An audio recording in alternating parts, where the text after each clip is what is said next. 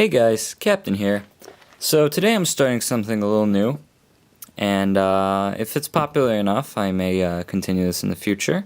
This is actually going to be a set review of set number 21204, the LEGO Fusion Town Master.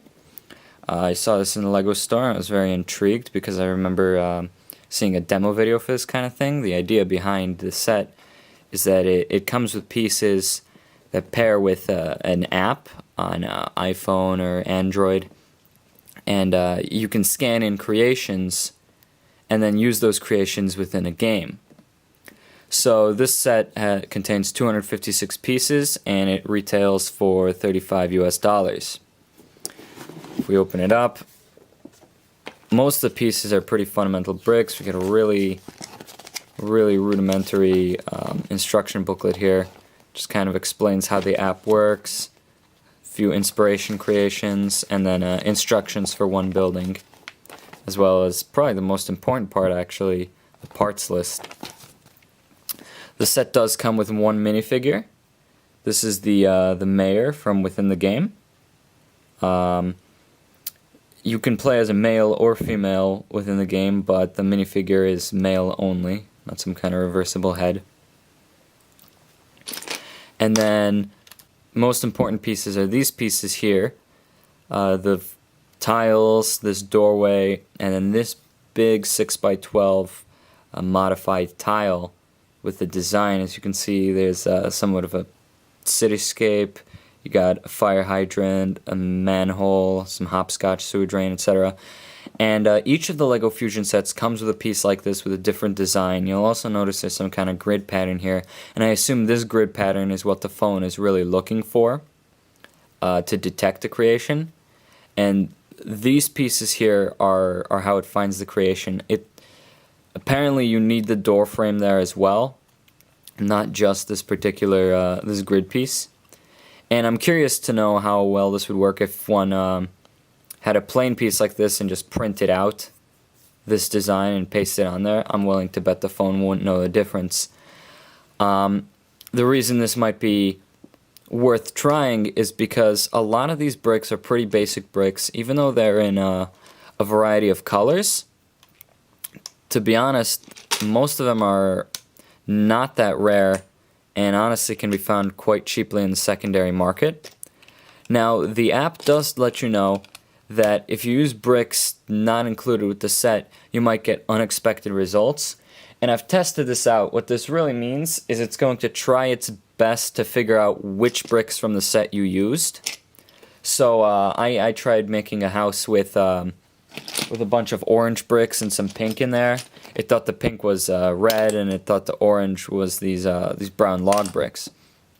So you can use pieces from your own collection. It might be a little bit more difficult to scan it in and look nice, but you're certainly not necessarily limited to these pieces if you do manage to find this base plate on the secondary market, or you kind of makeshift your own.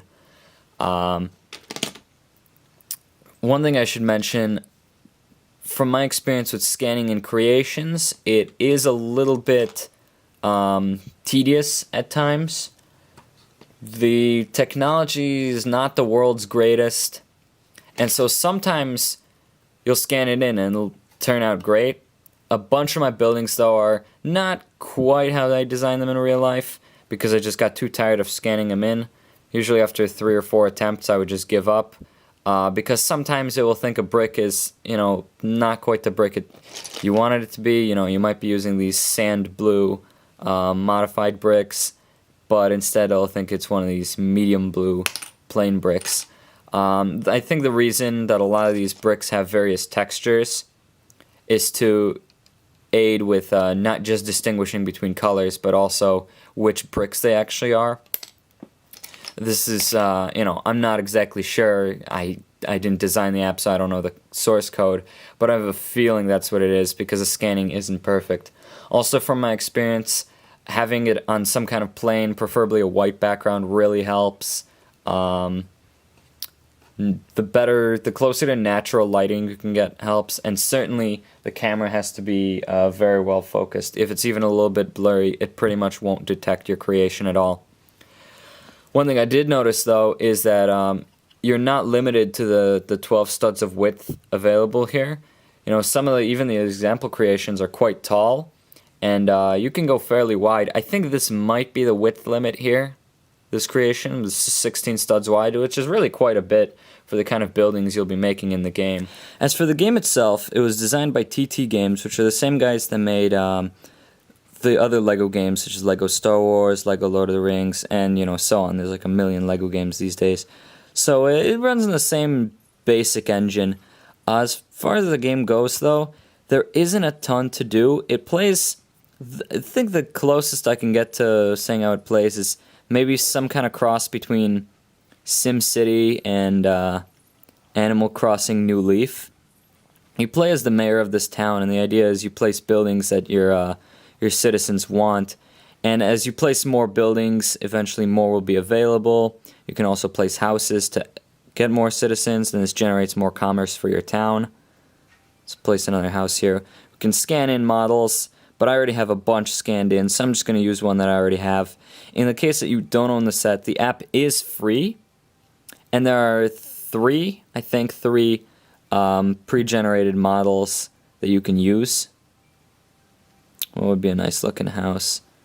Let's just go with this right here. Now, this model isn't perfect, but it's pretty alright. Alright, so let's place it. As you can see, it didn't scan it exactly how I wanted it to. Now it's going to get built in my town. Alright, we can fast forward through this animation. And we'll have added a new citizen.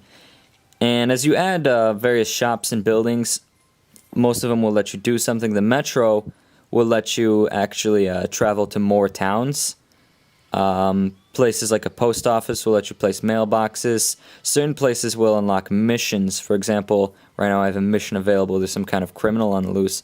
Because I have a police station, this mission becomes available. I can step in the police station when this mission is available.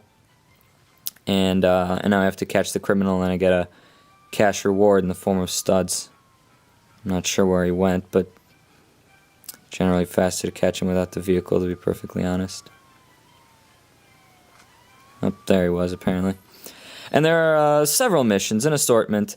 Some of them are just, you get on whatever mode of transportation, a bicycle or rollerblades, and you just ride around town for 2 minutes and collect studs. And some of them are, a house is on fire. You need to go to the fire department and get a fireman's outfit and supplies to put it out. And, like I said, some of the buildings will allow you to place objects around town. For example, the stonemason, I don't even know what the building's called, but, you can place statues, fountains. The school will allow you to place playgrounds. And so you can create a nice little town. But after a while, you begin to place all the buildings you need. In fact, I already have one of everything plus several houses. And after that, there's really not much else to do besides creating another town. It'll take you a while to build the creations to allow you to get this far. But to be perfectly honest, if you wanted, you could just use the same couple of designs for all your buildings. And I'm fairly certain the townspeople won't actually care. Obviously, the point is to be creative and make some of your own buildings. But to essentially beat the game, it doesn't have a true ending, but to essentially beat the game and build one of every building, it'll probably take you just a few hours. It's hard to do this in one sitting because it gets a bit tiring to create buildings over and over and over. But unless you really choose to continue expanding your town and then starting to make duplicates of buildings and lots of houses, that's about all there is to do. And there's not really much of an incentive to do more. Another thing I should mention about the game is, as you may have noticed, I had about 800,000 studs. To create more buildings, you need studs, and even the most expensive building, the train station, costs 50,000 studs. But all the earlier buildings, most of them cost 5,000 or less. And because missions absolutely shower you with money, honestly, the game is hilariously imbalanced in terms of the money, because you can do 2 missions and have enough money for almost every single building you'll ever need. And I don't think that really encourages a good sense of progression within the game. To be honest, I think it shortens the game more than it really should. And unfortunately, the money, besides being used for buildings, it's also used to place objects around town, all of which are also very cheap. And so essentially, you're flooded with so much money, you might as well not even have money at all. And I'm kind of curious why it was part of the game. Now, it does seem like there's some features still coming in the game, because there's one option in the menu that's just titled Coming Soon. And so if that turns out to be something relevant, then I'll update the description or add an annotation or review or whatever. Now, as far as the Lego set itself goes, it's pretty much a pile of bricks, and some of them are unique. But if you're buying this thing just for the bricks, then I think you're wasting your time, because all of these would be cheaper on the secondary market. As for playing it with the app, essentially you're getting the set and the app for $35. Even though the app is free, a lot of the money that's going from the set is kind of paying for the app, because if this were a real, if this were an average piece to cost ratio, this set would be about $25 rather than $35. And so the question is you could think of it in a sense of, is the app in that way worth, $10 extra, right? To just make this more than just a pile of bricks I can use? And the answer is, I would say probably not. I think as far as the game goes itself, it's probably about, maybe I'd give it like a 3 out of 10 or so. It's nothing special. It's a cool idea, and I think it's pretty fun, but the fun wears off fairly quickly. And it's not helped by the fact that the technology is just not great. If there were a way maybe to modify your buildings within the game after you've built them, just swap out some bricks, or even to just change your model slightly. If you screw up, or rather if the game screws up your model, and then you realize that one brick's out of place, or you can't really edit it. And so I think that while the concept is very cool, I think it still has a ways to go before it becomes a serious idea.